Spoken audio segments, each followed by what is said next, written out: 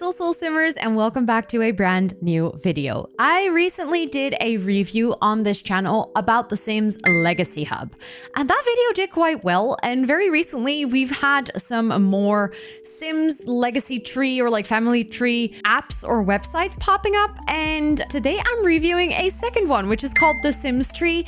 They reached out to me, they asked if I wanted to do a video, so I want to be fully transparent that I did not know about this until they reached out to me, apart from the fact that of reaching out and allowing me to have full access to their tool with like a paid subscription.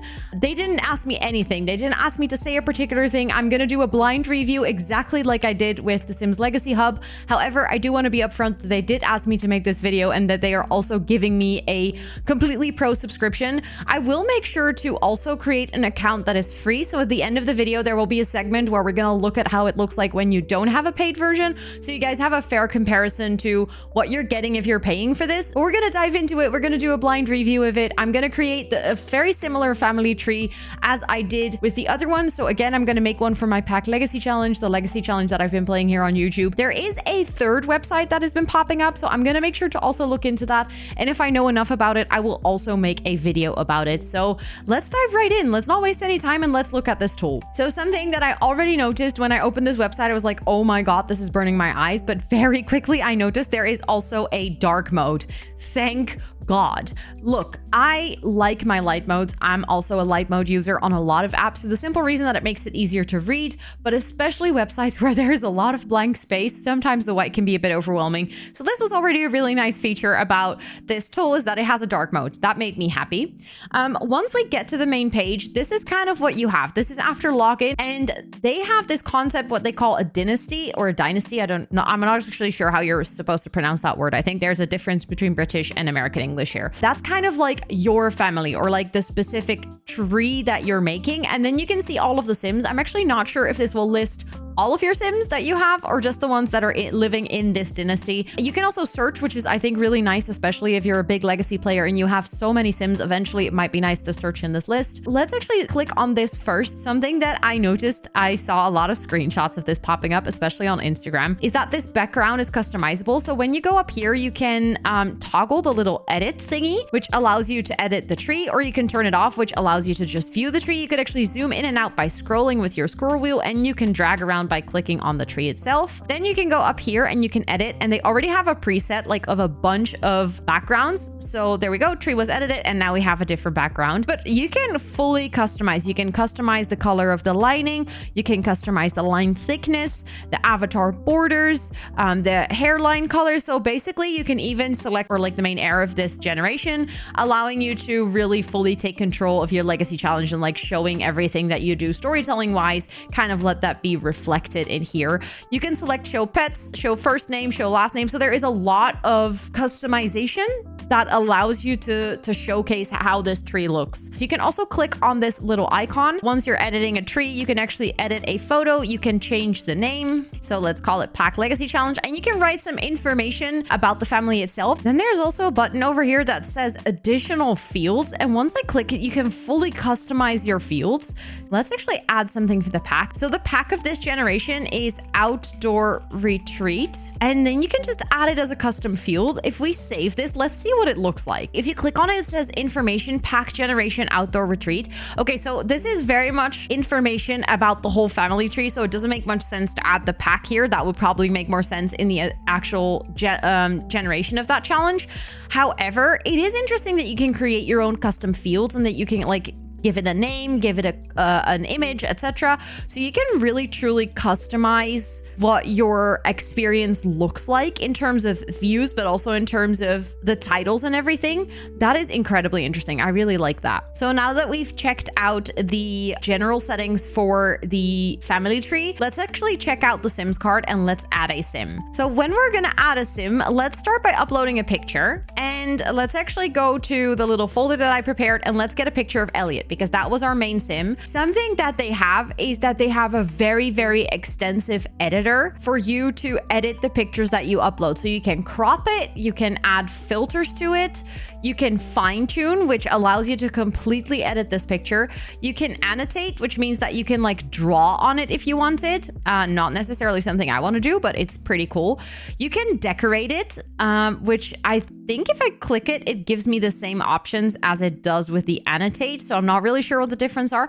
You can add stickers if you want. You can even add images as stickers, or you can add a nice smiley for this. So again, a lot of customization options. You can add a frame if you want, which can be a line or a Polaroid or nothing.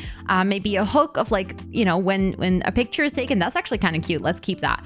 You can redact something. Oh, that's interesting. Okay, so let's say one of your sims might be a criminal, then you can redact that out. That could be hilarious. Or like if a sim maybe they're not part of the family or they're not supposed to be in the picture, you can redact them. And you can resize it to have a different size. And then once you're done, you can click done. This I think is something that I haven't seen in any editor before, or like any family tree app, that you have such an extensive picture editor, which I do really like. So his name is Elliot, and it ended up being Hart because he got married to Damien. So we can choose his gender. This is something that I feel a little bit limited by this because you can't create your own gender options. There's just male and female. Personally, just to be inclusive, I think we should have much more options here. And the easiest way to just achieve that is have us allow your, like, being able to set your gender by yourself. Like, don't have a drop down list, but just make it open, custom options. Condition is he's very much dead, unfortunately. If you're watching the Pack Legacy Challenge, I didn't want to spoil that, but I mean, we are in the 3rd generation, so it is expected that he's no longer alive. He is a person. Also, the list here is very limited. It's just person or pet. I mean, I know for a lot of people that is going to be enough when you're gonna play this. Like, a lot of people don't play with different occult types and stuff. I can just imagine that it might be nice that, let's say he was a spellcaster or a vampire or an alien, that it would be really nice to actually have that in here. And I think this is something that I noticed already, is that it's a really nice app, but I feel like what I noticed with the other one that I reviewed is it was clearly made by simmers, whereas here I'm already feeling like, oh, this is just similar to a lot of family tree apps, which is nice, and it looks really good, and the customizations are really nice. However, I'm kind of missing some options here, because I think The Sims has far more options than just person or pet. It says type. Maybe that's where you can enter that he was a vampire, which he wasn't, but you could type it over here. Maybe we can just write human. His character traits, I don't necessarily remember. I think he was outdoorsy. It does give you a nice line where you can type them, so that's like an open field. Although I think us simmers tend to like when we have a drop-down list for stuff like this, although it does require, obviously the team that is making this, it does require them to update everything with every pack. I personally, for instance, don't remember all the traits, and it's just fun to be able to show it with little icons, whereas here it would just probably be text. And then life goals, I think we don't really have life goals in The Sims. We more have aspirations, I guess. I don't remember what his aspiration was. And then we can add a description. Elliot was a lovely person. Let's just save that and let's see what we can do when a character is created. So I just moved my camera again so you guys can actually see. So there's a little picture. It says Elliot Hart. He's unfortunately dead. He's outdoorsy, and his life goal was outdoor retreat. So I feel like the character customization here, also if I click on his picture, if I click on anything else, it doesn't open, but if I click on the picture, it opens his card. You can add multiple photos. I think this is really, really nice. So let's say we want to add another image. Let's say done, just to check. You can actually have a little memory scrapbook of your character. I do think that is very nice. That is something that I know a lot of people requested for the Sims Legacy Hub, to kind of have an album or an album functionality. So let's actually delete that because it's not really related to his life. You can add his parents. Unfortunately, we currently don't have any other Sims, but you can add his parents if they are already in the list, I think, because right now when I click on it, nothing happens. You can give him pets. I also got a picture of Pixel, so we can actually put Pixel in here too. And then we have some information. It says kind is person, gender, male, type, human. So I feel like, to be honest, this list feels a little bit odd to me. Like kind person type human. I don't know. The wording here is just a little bit weird. And also life goals, we don't really have that in The Sims. So I would probably expect to see something here that says aspiration or something. It's nice. I think there's features here that I was missing in The Sims Legacy Hub, like the gallery.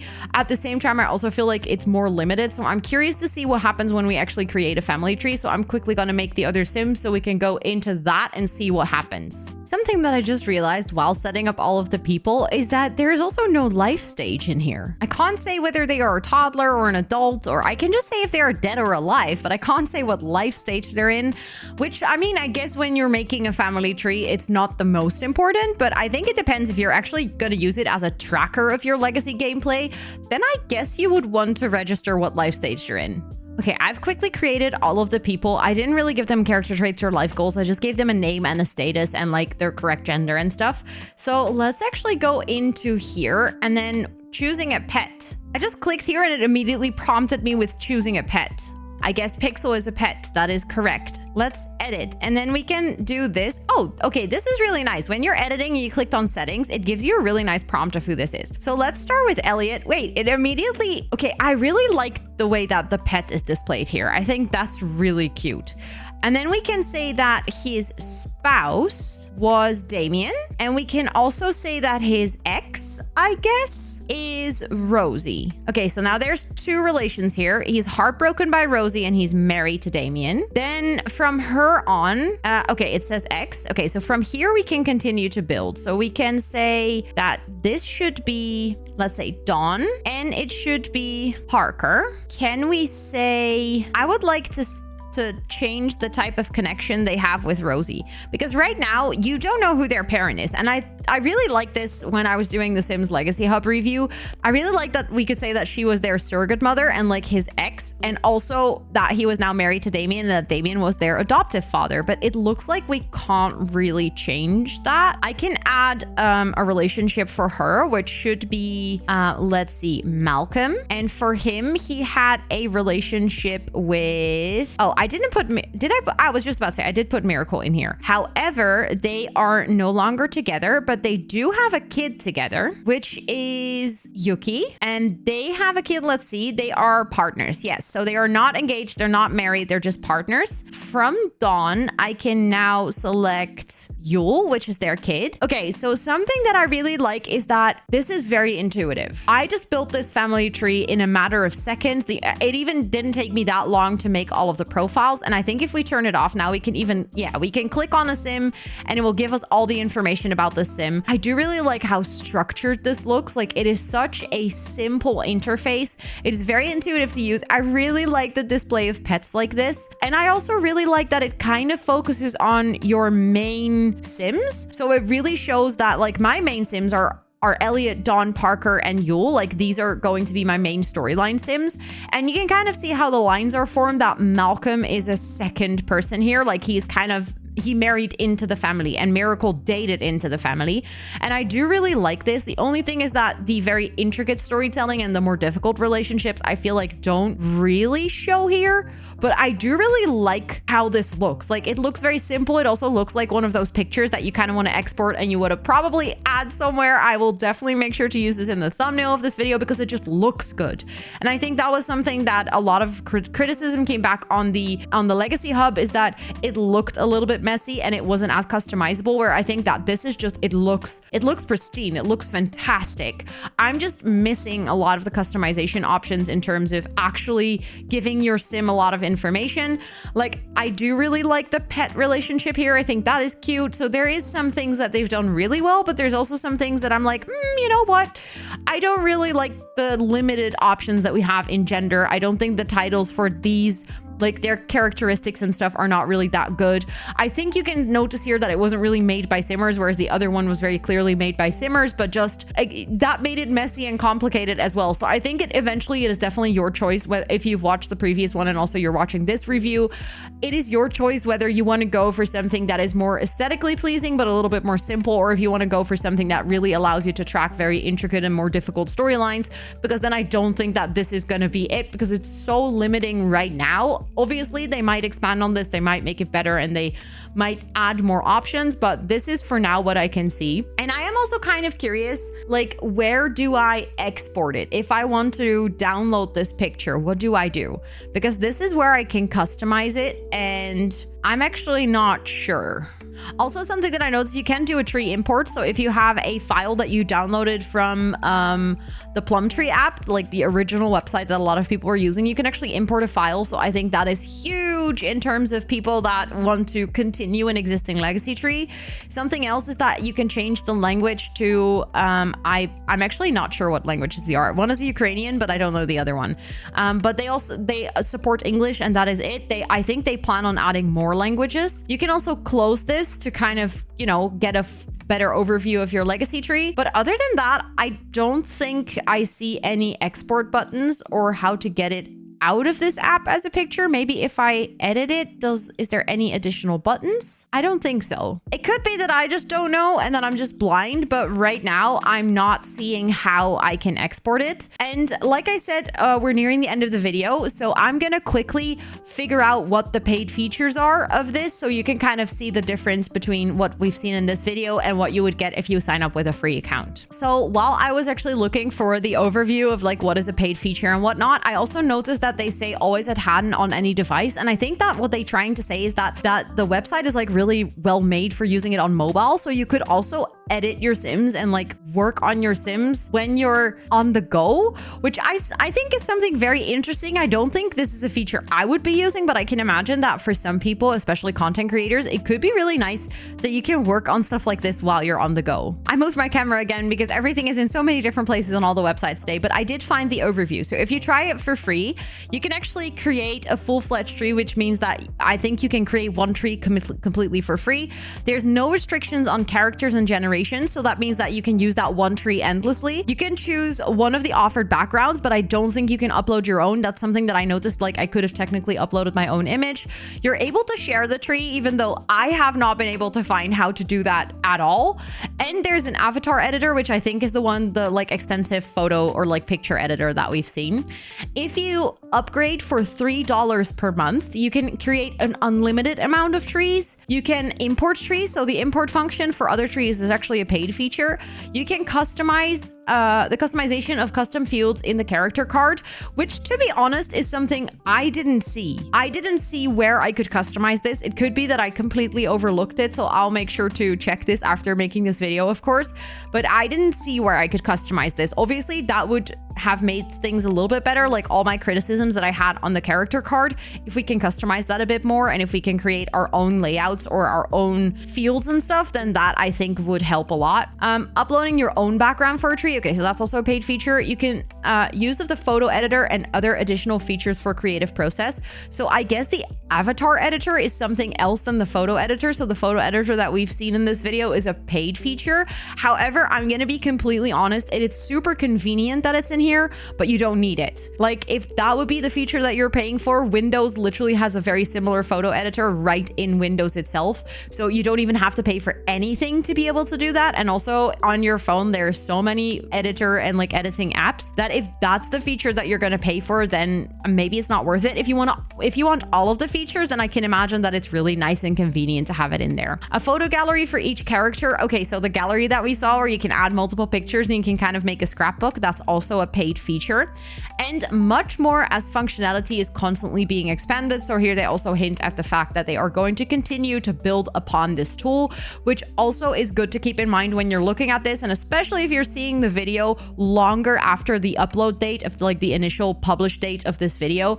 If you're seeing it, please make sure to just go to their website. I'll make sure to link it in the description box down below so you can see for yourself what they offer in the free package and the expanded package at that time, what kind of features they've released since then. This video is merely an introduction to the tool itself. It was a blind react from my side. It was completely honest opinion on what I think they did really well and what I think they could have done better.